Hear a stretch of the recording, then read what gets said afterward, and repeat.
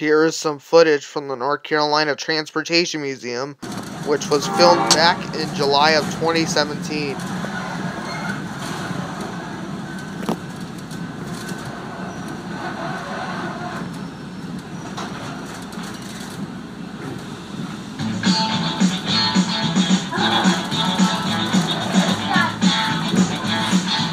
The large building we're passing, which says "Be Careful," is the back shop. It was built in 1905 for heavy repair and complete overhauls. It's as long as 2 football fields and can fit about 15 locomotives. It's now an exhibit building. On the other side of the train are 3 smaller buildings. The brick building is the master mechanic's office. The gray building with glass block windows is the flue shop. And the gray building with fewer windows is warehouse number 3 or storehouse number 3. The master mechanic's office had clerical offices for the shop and the Danville division, and also stored new locomotive parts.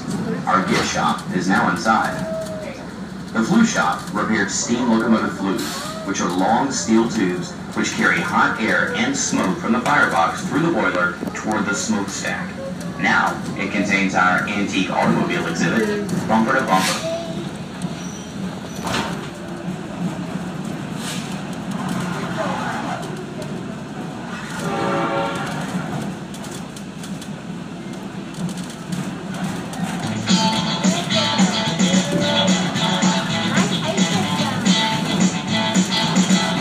Train arrived at Spencer, the locomotive would be cleaned, serviced, and inspected.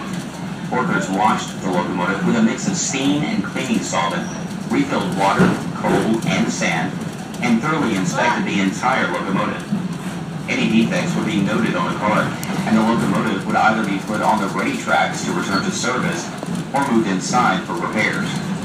The roundhouse was used for the majority of repairs, while the back shop was for overhauls and major work taking more than 3 days to complete.